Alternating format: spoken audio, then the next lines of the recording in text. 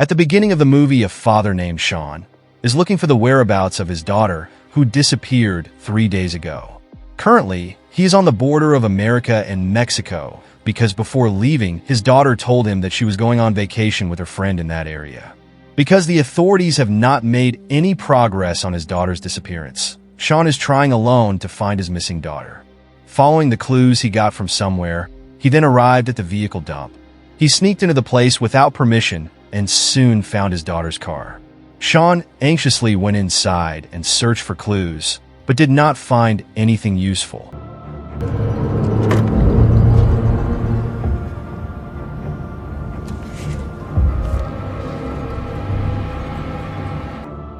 In the next scene, he rushes to the nearest police station and informs them about his discovery. 2 cops then follow him, and they soon arrive at the dump site. However, Sean is taken aback when he learns that his daughter's car is not there anymore. He desperately tries to claim he saw it, and even recites the number plate. But one of the cops named Hector believes he's fabricating a story. Sean is then asked to leave the property as he barged in here without any permit. Officer Sandoval here will escort you back to the border. Maybe there was a similar car to your daughter's. If we find anything, I will call you.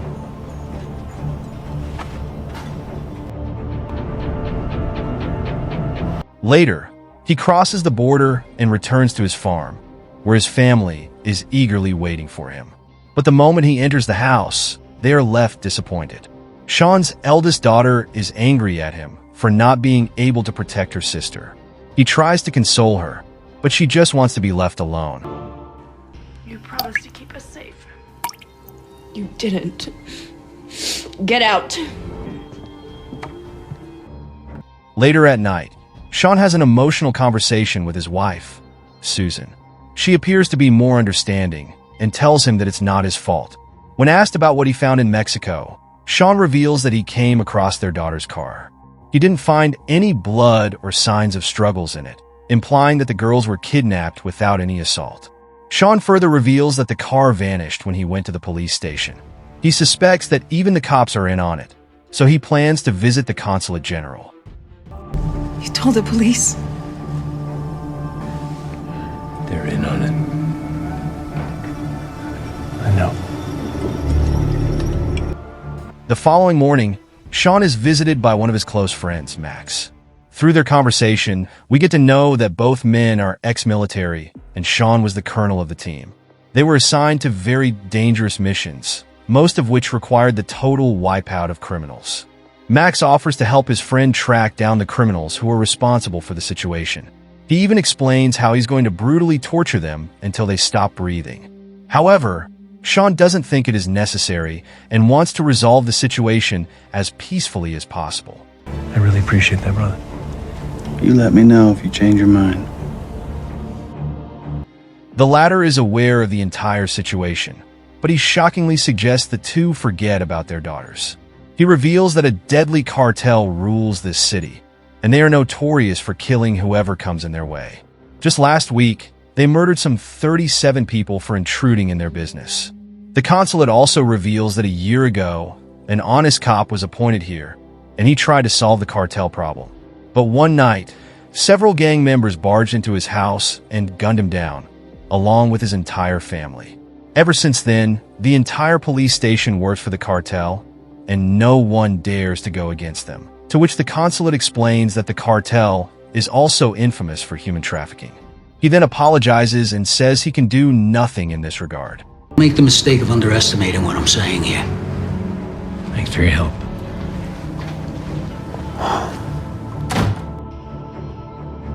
Realizing that no one's going to help, Sean summons the media and explains the entire situation on live TV. He also tells his daughter to be patient, promising to rescue her soon. 2 South Texas girls are missing in Mexico, and their parents believe it may have something to do with the local cartels there. Lee Beckwith and Billy Langenkamp, both 18, are believed to have crossed the border into Juarez early last week to attend a party and haven't been seen. My daughter didn't just disappear. She and Billy didn't just up and run off without a word. Lee, I'll find you. Wherever you are, whoever you may be with, I'll find you. The news is watched by millions across the world, including the leader of the cartel gang, Victor Garza. He does a bit of digging and learns that Sean is an ex-military who received various medals for his bravery. Victor fears that Sean will come after them sooner rather than later, so he decides to take action.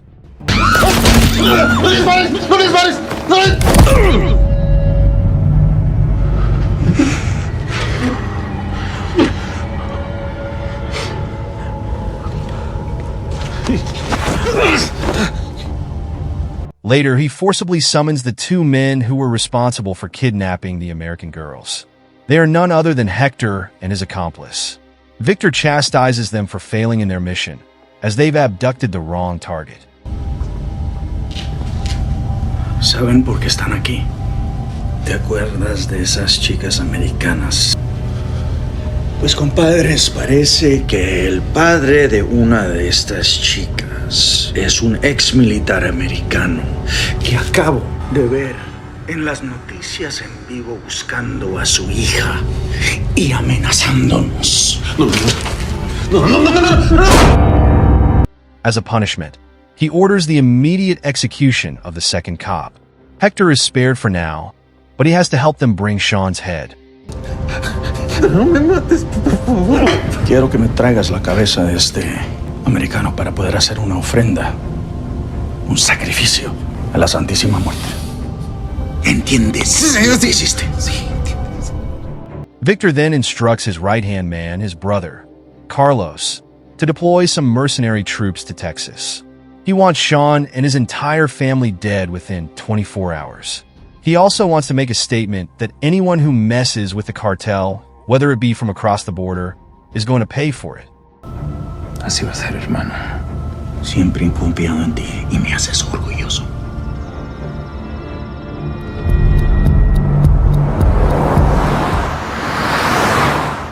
The very next morning, a large convoy of cartel members, led by Carlos, enters the United States through a secret tunnel. They appear to be heavily armed, eager to massacre the family. At the same time, we see Sean at his farm, hunting foxes using his sniper. As he tries to take aim, he suddenly spots the cartel vehicles heading in his direction. Alarmed, he quickly rushes inside the house and instructs his wife and daughter to hide upstairs. Here, skip my gun in the office. Sean, what's going on? Fucking go!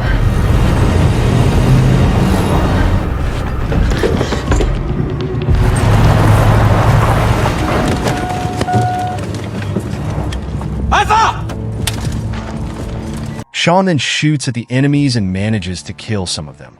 But he is eventually forced to take shelter when the entire gang begins firing indiscriminately.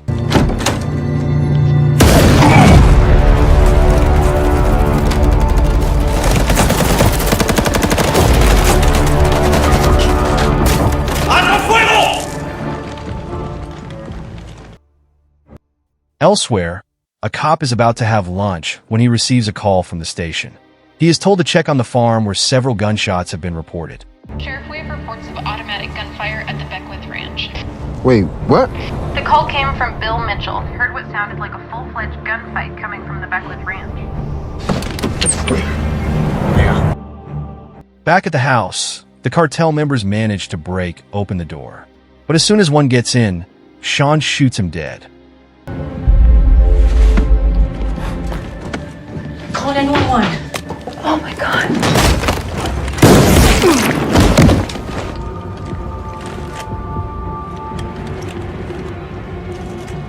He then shatters plates all over the floor to track their movements. Frustrated by the lack of progress, Carlos orders his men to go in separate directions. He also forces Hector to head upstairs and search for the family.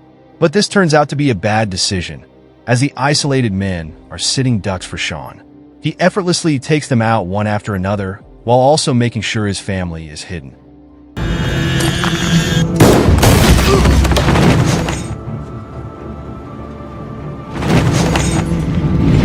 No! Relájate,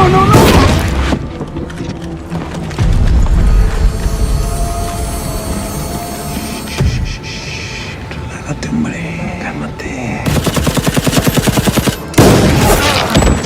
¡Rompan! Sean! O peleas o te mueres, cabrón.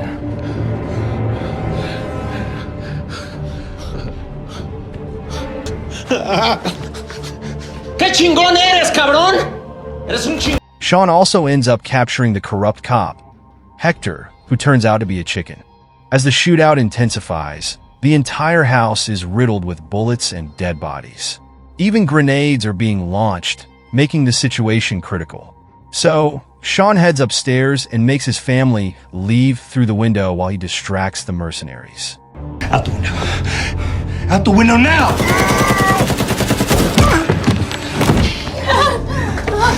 Behind you. Stay behind me.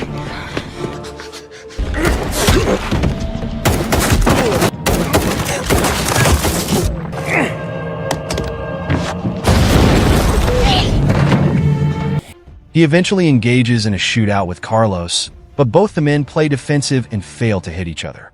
Meanwhile, the cop from earlier arrives outside the farm. He initially believes it's a case of domestic violence, but when he sees a man with his head blown off, he realizes that it's serious. The cartel members also spot him and open fire, forcing him to take cover behind his vehicle.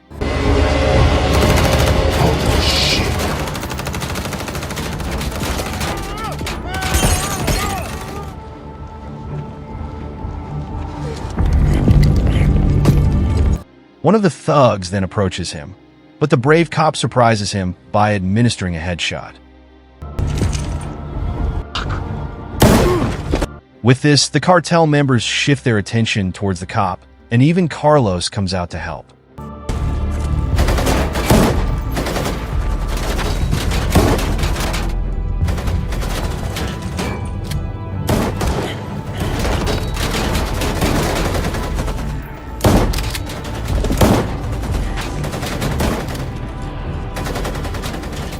Taking advantage of the distraction, Sean slips out of the house and carefully escorts his family towards the garage. He shoots a few goons along the way, showcasing his impressive aimbot. Truck. How about you? Can't leave him alone. Go!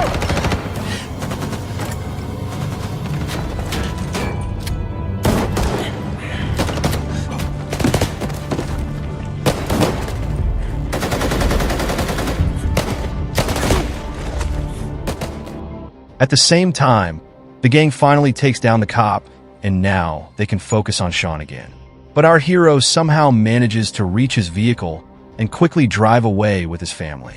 An intense chase then ensues, with Carlos and his men firing repeated shots from behind.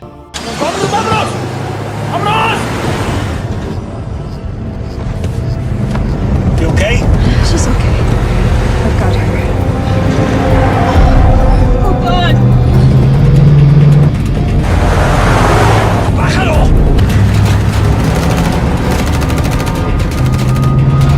¡Vamos, vamos! ¡Pégate, cabrón! ¡Pégate!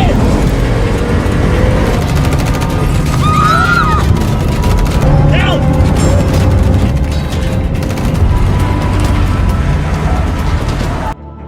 Sean skillfully dodges all of them, making sure his wife and daughter are safe. But when he realizes that his car is about to blow up, he thinks of an idea. He quickly speeds away and stops his vehicle at the side of the road. Then, when the thugs arrive, Sean shoots at them with the utmost precision. He manages to kill a few of them right away, including the driver.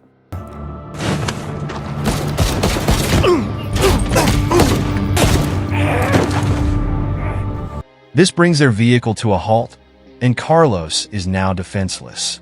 As he lies on the ground, injured, he tries to act tough and give Sean the usual BS that he's going to regret it. But when he receives 2 shots in his legs, he immediately reveals the whereabouts of his brother and the kidnapped girls. Sean thanks him by shooting him right in the head, ending his miserable life. Hey! I can take you down there! You can't just leave me out here. I won't. Now! Come! In the aftermath of this incident, Sean becomes fearful for his family's life. So, he sends his wife and daughter away to a safe place for the time being. He then contacts his best friend, Max, and accepts his earlier offer for help. The latter arrives right away, and it seems that he has missed the thrill of these missions.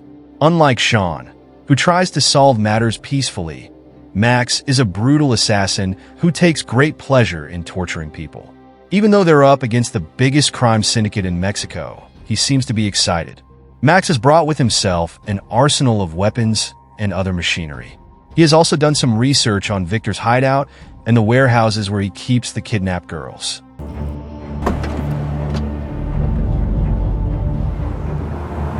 Let's go.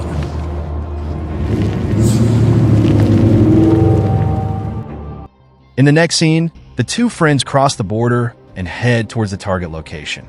They observe from a distance as Victor desperately tries to know the whereabouts of his brother. Turns out he's still unaware that Carlos has not only been killed, but he's also ratted on him. Then, without any further ado, the ex-soldiers grab their weapons and infiltrate the mansion. Using their supreme combat skills, they manage to take down the guards one after another.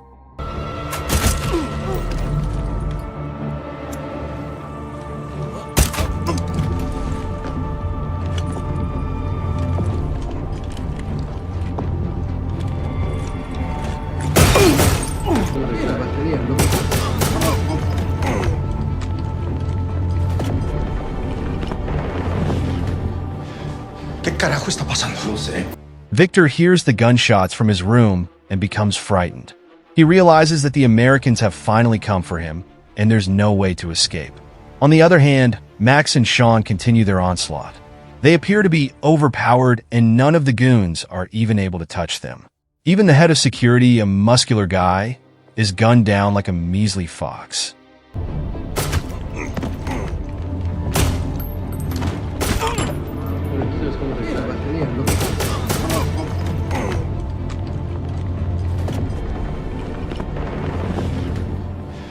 ¿Qué carajo está pasando? No sé. Están atacando mi hacienda.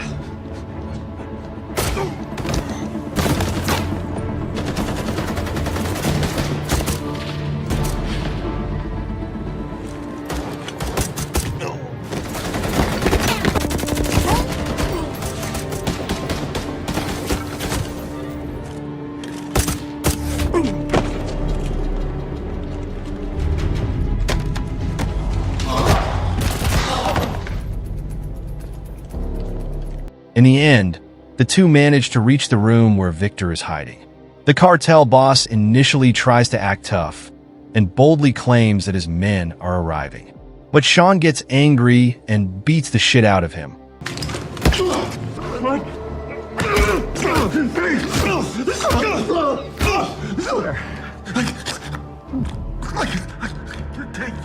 When Victor cannot take the punishment any longer, he agrees to take them to the location.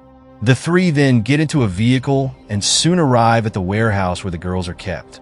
Once again, Max and Sean have no trouble killing the NPC guards.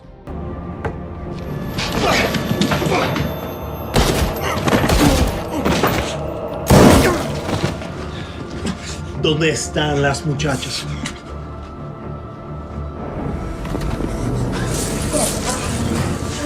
It's Daddy. I'm sorry.